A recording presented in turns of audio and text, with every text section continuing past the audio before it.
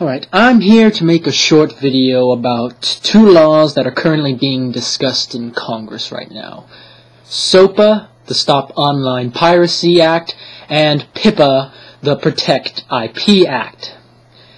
These are terrible, terrible laws that would not only fail to accomplish their goals, but also destroy the internet as we know it. Now these laws, they want to curtail the ongoing problem of online piracy and copyright infringement. Now for us good, honest folk, this is just fine. We want performance artists and creators of media to be paid for what they do, for the work that they create, just like the rest of us. Where these laws fail miserably is that they would give the power to shut down entire websites that are suspected of distributing copyrighted material. And remember, the end goal of this is to try to get people who are purposefully infringing copyrighted material. Now, why is all of this bad? Why is the trying to get at these people, these copyright infringers, a bad thing? Take a look at this, for example. YouTube, where this video is hosted, where you're currently watching it on, is currently hosting copyrighted material. It's not their fault. It's the fault of the users that placed the copyrighted material there in the first place. Everybody else on YouTube is just going about their jolly business, laughing at videos of cats. The person who put up the copyrighted video will have the video taken down, and they will be told not to do it again. It's a self-regulating system, and while it's not perfect, it works. Under SOPA and PIPA, all of YouTube could be shut down because one person uploaded one piece of copyrighted material. An article on TechDirt, which talks about SOPA, which I'll link down below, uses an example of a person driving a Ford and then getting into a car wreck. Now, do you go and blame Ford for that car wreck? Unless it's a major mechanical break in the automobile, no. You don't go blame Ford, you blame the driver who caused the wreck. The person who was operating the vehicle and took it upon themselves all the responsibilities of driving when they got in the car. It's their fault, right? User. Now these bills could also end all form of creativity as we know it. Under the broad definitions of the bill, there's going to be a lot less risk-taking, especially in terms of financial support for new projects. I mean, let's think about it.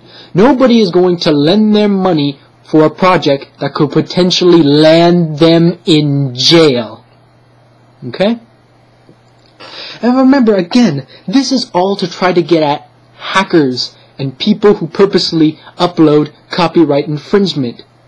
These bills aren't targeting them specifically, the individual users who are mucking it up for the rest of us. No, they're just gonna shut everything down. Just shut everything down. You can't steal it if there's nothing there to steal it from. Right? Right? That's their logic. That's their weird, unlogical logic. Is that you don't go after the people that are actually committing the crimes. You punish everybody, and that's going to solve the problem. But here's the thing. I think something we can all kind of agree on is that these hackers and these people that do these things that the government's trying to punish, they're very smart. They're very, very smart, very computer savvy. They know what they're doing. If only they use their powers for good. Here's the thing. These people are assholes, and they will find a way. They always do. They always find a way. around every block, every firewall, every law, whatever you put up against them, they find a way around. They will find a way around this, and the rest of us are going to have to suffer tenfold because of it. Again, that article on TechDirt talked about solutions to this. And the easy solution is make stealing the stuff hard, not necessarily harder to do and inflict more punishment, but make it easier to gain through legitimate means. When online digital distribution began, it was a mess because you couldn't easily get items. But now you've got something like iTunes, okay? Back when Blockbuster was at full power, well, maybe you didn't feel like going all the way to your local Blockbuster to get a video. Netflix. All of a sudden, you don't even have to leave your room. You can just go right there, go on Netflix, and anything you want available is there. Easy and legal. We need to be thinking of these more, think outside the box, more vertical solutions. Lastly though, I'm going to speak to my generation directly, you know, the people who are most likely watching this video in the first place, the people who grew up with the internet, who saw it evolve and become what it is today. Look at what we've created! The internet is amazing! To us.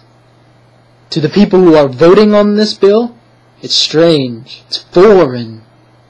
Some of these people voting on these bills are people who fought in wars against strange and foreign people. They see the internet the same way they see the Viet Cong, the Taliban, Al-Qaeda, something to be feared and destroyed. I was actually going to make a joke that if SOPA passed, the terrorists win, but then I thought about that. They fear the internet because it's foreign to them. They don't see it as we do. They don't see the internet as we do. A magical thing that brings together people everywhere. We may have different beliefs, accents, skin colors, types of food and clothing, different utensils for eating, different time zones, etc., etc. But, despite all that, we can agree on one thing. That watching a video of a kid running headlong into a clear glass sliding door to the background of a beat from a Kanye West song is hilarious. And for those people of influence in the business or political world who might happen upon this video, I have something that might motivate you to see that SOPA and PIPA don't pass. You think the Occupy Wall Street movement was bad?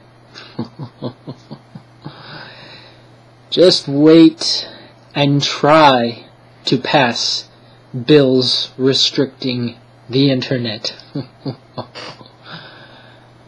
The nerds will rise and burn everything to the ground. Just you wait and see.